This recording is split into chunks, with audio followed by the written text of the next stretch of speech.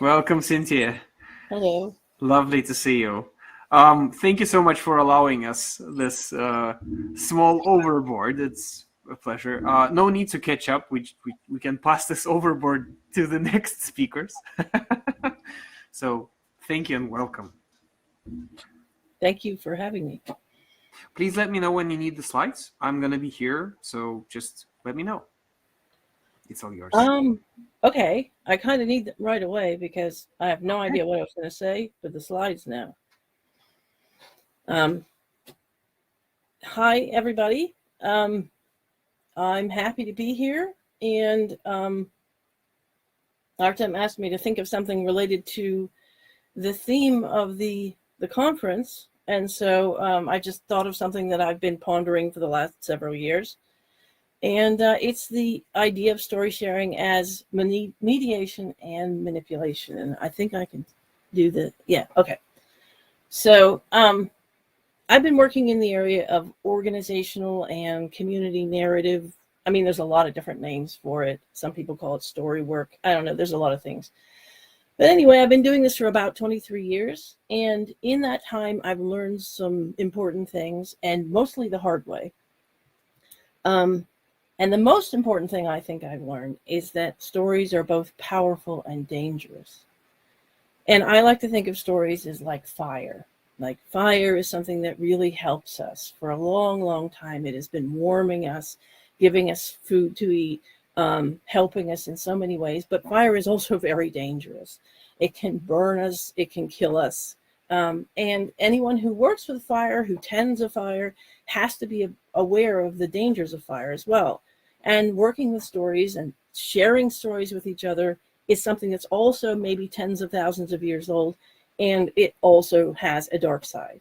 And what do I mean by that?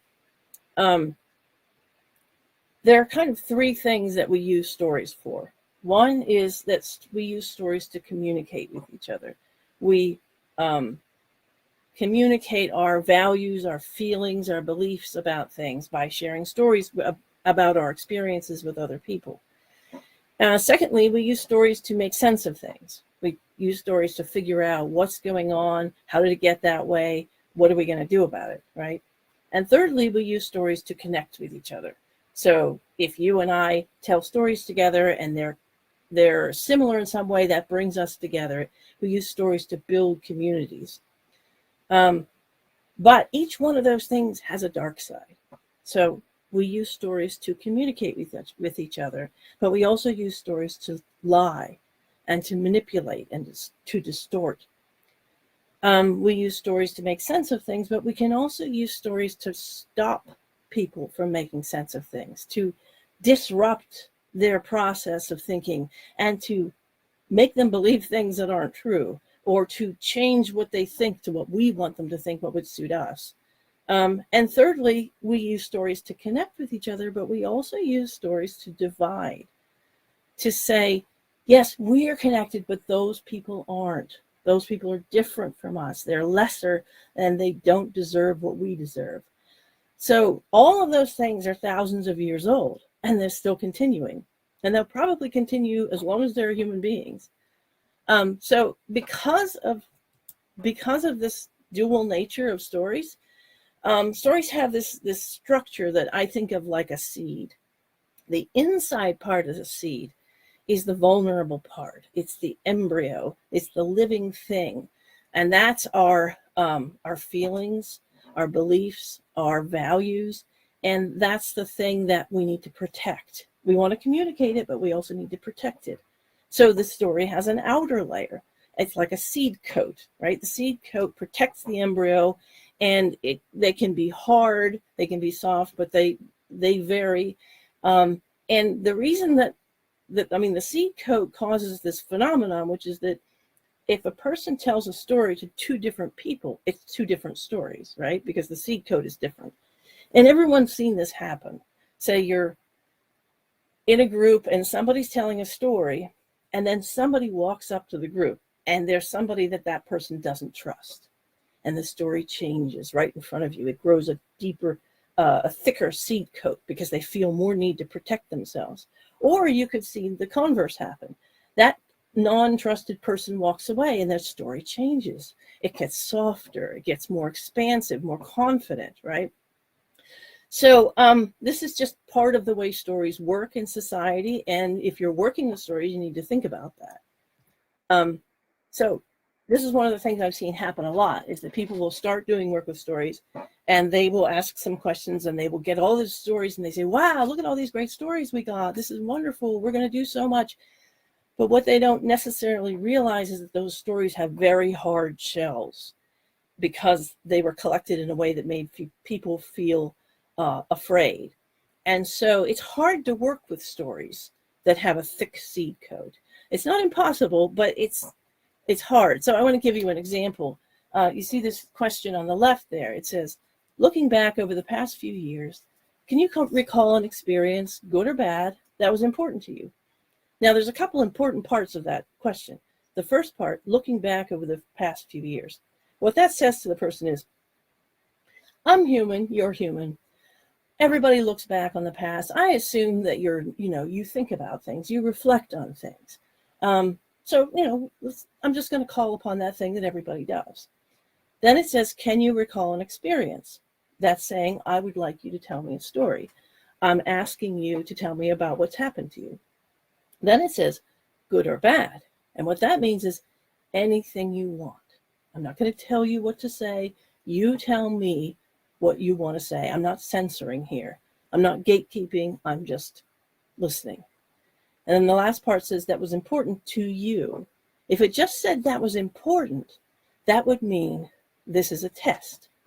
This is a requirement. You are required to perform to my expectations. And I want you to prove that you've had experiences that were important. And when people leave out that to you part, you get basically just people jumping up and down trying to qualify. But when you say that was important to you, that means I respect your right to choose, and I'm listening, and I'm giving you the opportunity to tell me what you want to say to me. Okay, then on the right, it says, tell us your success story.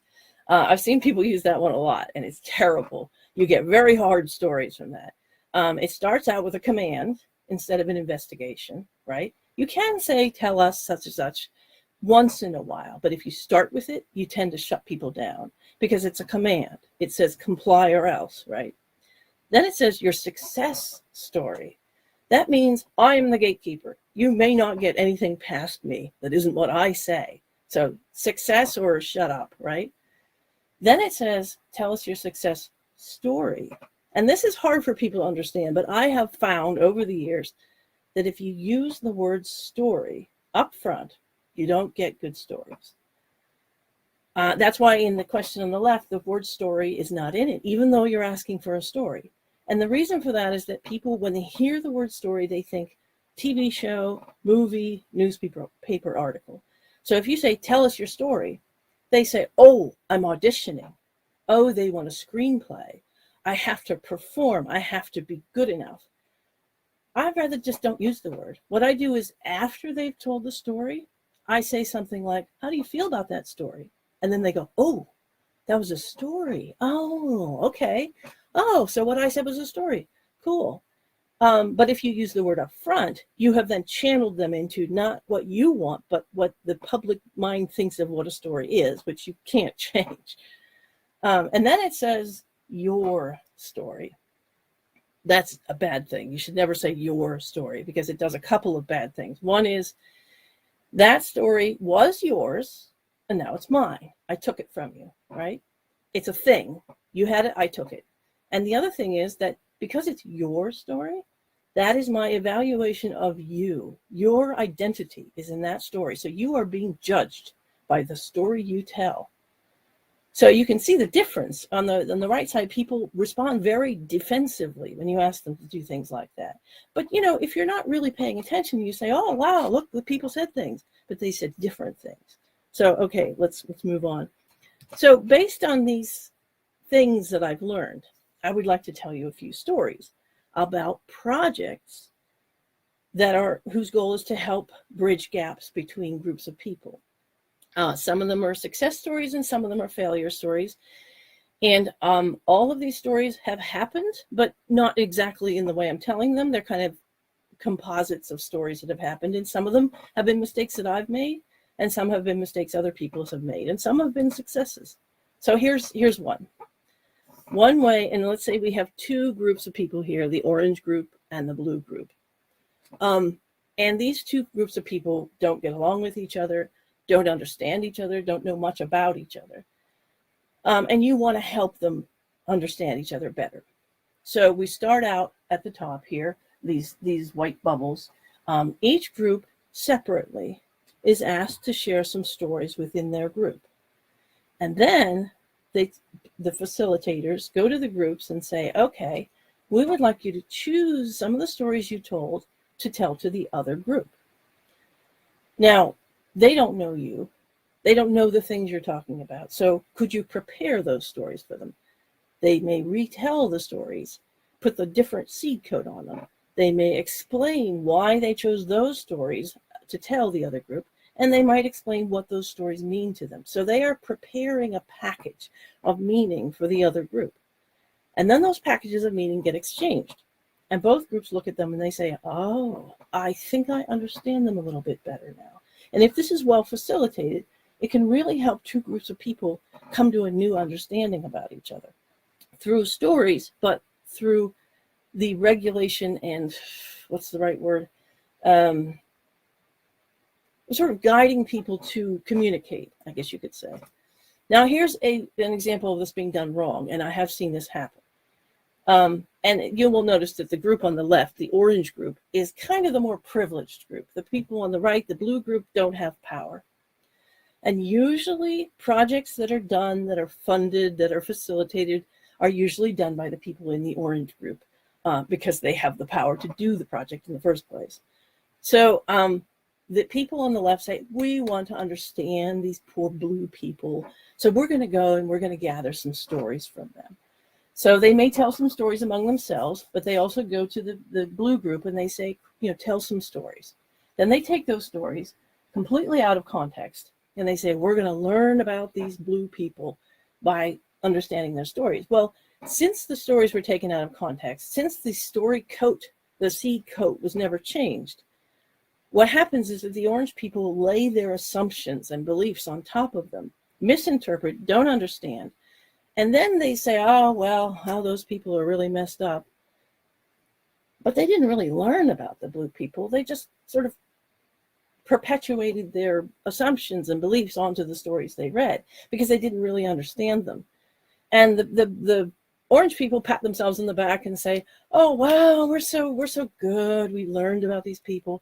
And the blue people, well, they never know anything. They never were told anything. They just said, people just came and interviewed them. And, they're so used to getting poked and prodded all the time, they didn't even think much of it. And so I've seen this happen, and I don't think it's good. So don't do it.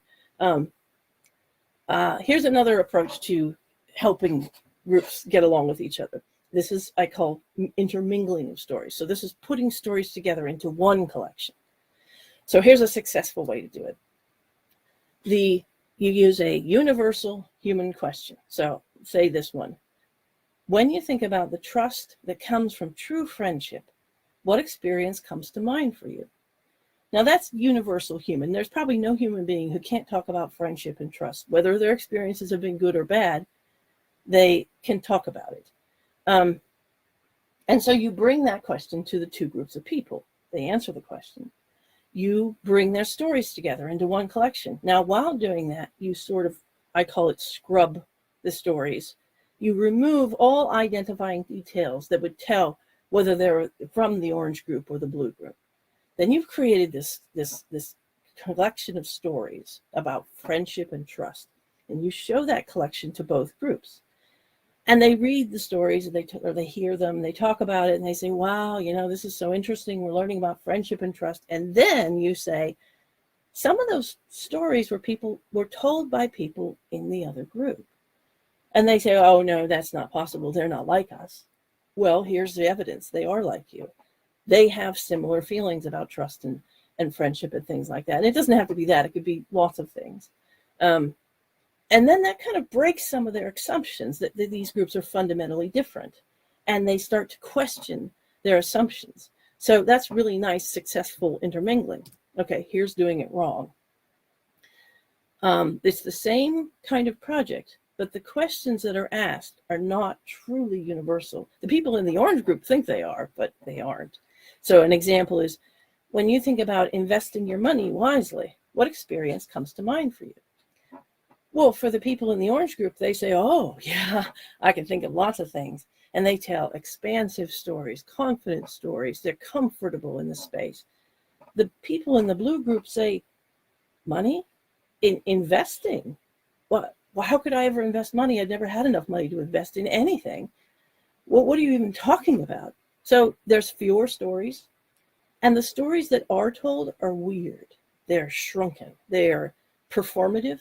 They're done to comply. They're usually done to get the asker to stop asking. They're not done to participate.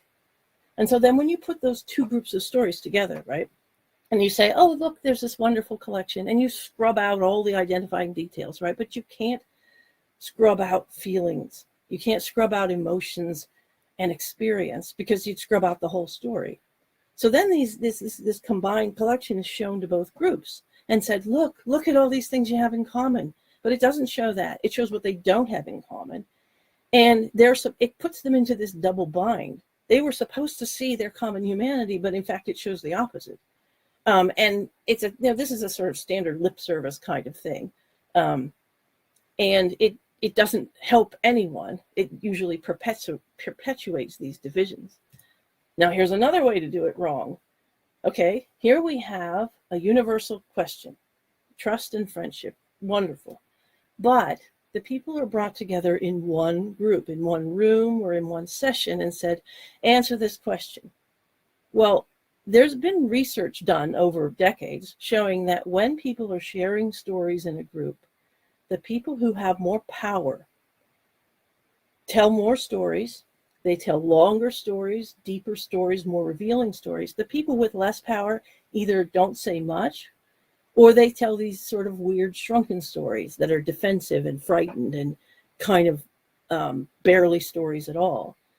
And so when you do that, the people with the more power, they say, oh, wow, we got to tell these stories. And the people with the less power, they just endure it until it's over, basically. And people don't come out of such a session thinking they've learned anything. And I can tell you, I have done this, and I have seen what happens, and it's not good. And it's a deep level thing. It's deeply psychological. It's not something anybody's talking about. It's more like a feeling they get going away from it. And I've been ashamed, actually, that I caused that to happen and learned not to do that ever again. So, okay, let's move on. This is the third one. This is a way of working with stories. Now, what I mean by that is doing more with stories than just telling them. It's working with them, comparing them, juxtaposing them, talking about them, combining them together into bigger stories. So we start at the top here, and I've just shortened the universal question so it fits better. Here's the two groups sharing stories with each other separately. Then they've built something out of those stories. It's some kind of group construction, like it could be a timeline, it could be a conglomeration of things, clustering. But there's a lot of different exercises you can use. So on the left here, the orange people have built this thing that looks sort of like a flower with petals, right? And on the right, the blue people have built something that looks sort of like a four-leaf clover. It's something that has meaning to them. So here's the next stage, is this sort of translation phase. They're building a seed code, and they're asked to describe to the other group explicitly the stories they told, and they might retell those stories for the other group, the process they went through, the larger thing they built, what they discovered by doing that, and what it all means to them. And then that gets exchanged. And then they say, oh, I see. I understand their thinking a little bit better now. I understand their experience a little bit better. And that communication is successful. Now here's how to do that wrong. And this is the same thing, except there's no translation phase. These constructions are just thrown in front of the other groups. And what do they learn? Nothing. All they do is they look at the thing and they say, what in the world is that? I don't understand. Why would they build a thing like that?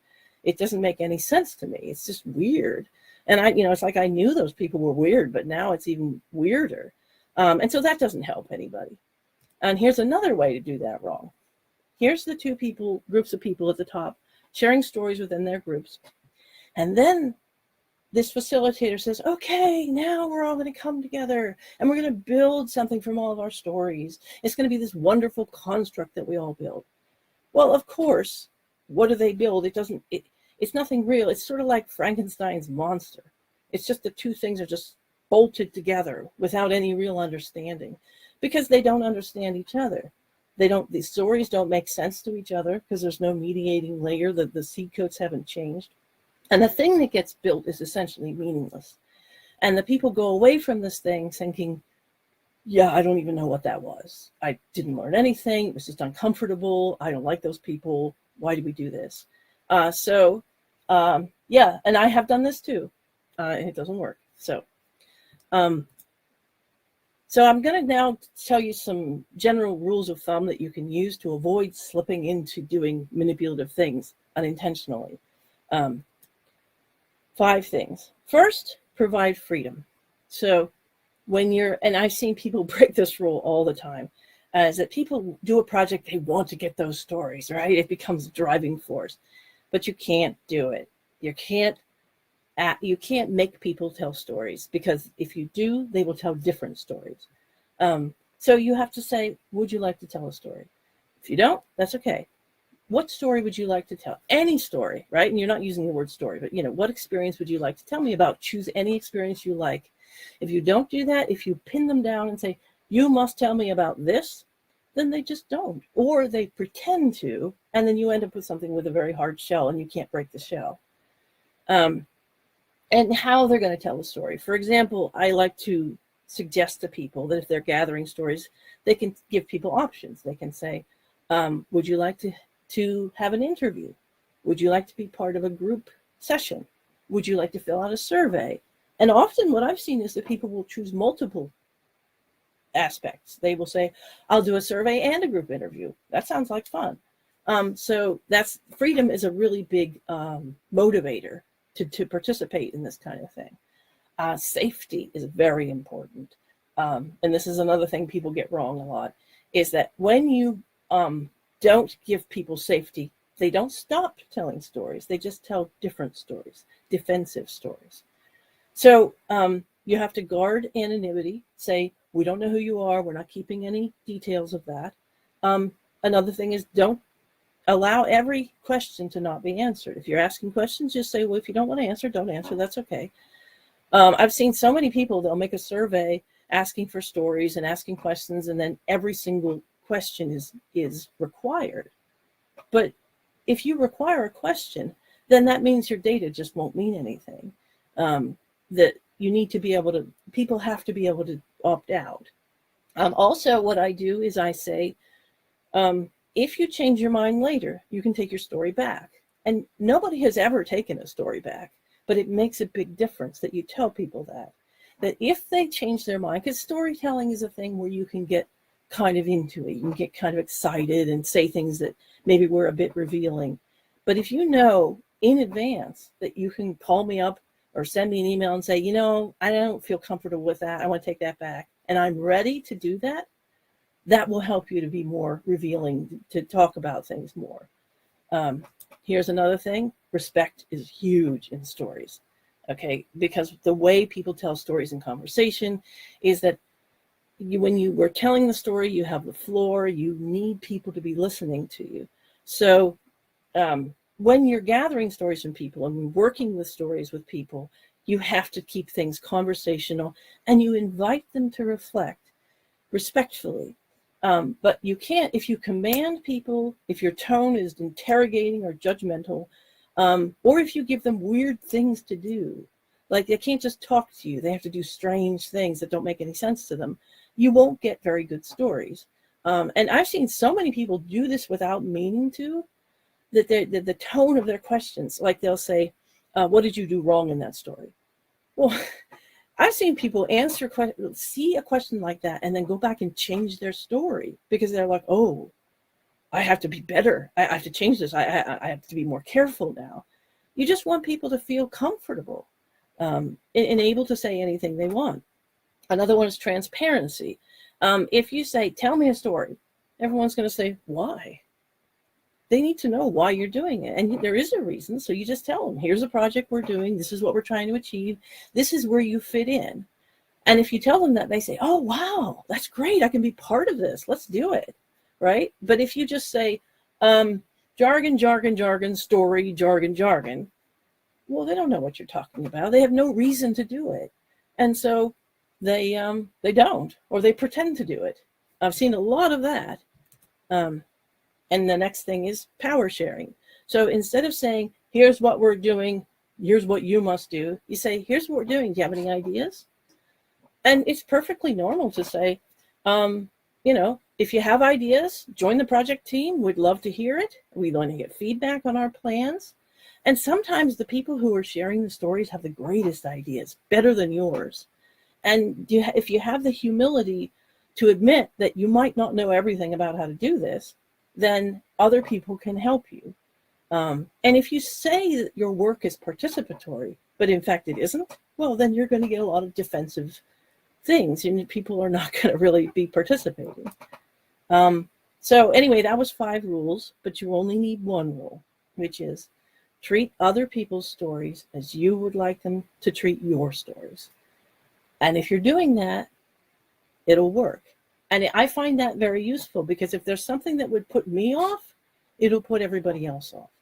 So, and if you're not sensitive, if you don't care, then find somebody who does care and ask them what they would do. Well, how would they react if somebody was commanding them or interrogating them? And just avoid that. So I don't know how we are on time, but I'm done. So we'll see if there's questions.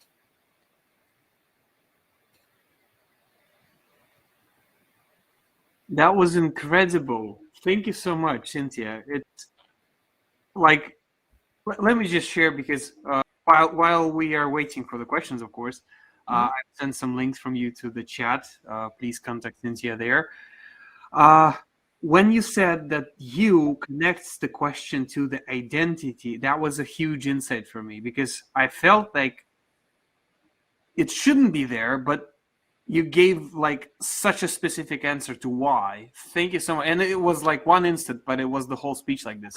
Thank you so much. And yeah, I'm seconded by Paulina. She's saying this was a very highly informative speech and fantastic presentation from Denise. Thank you so much.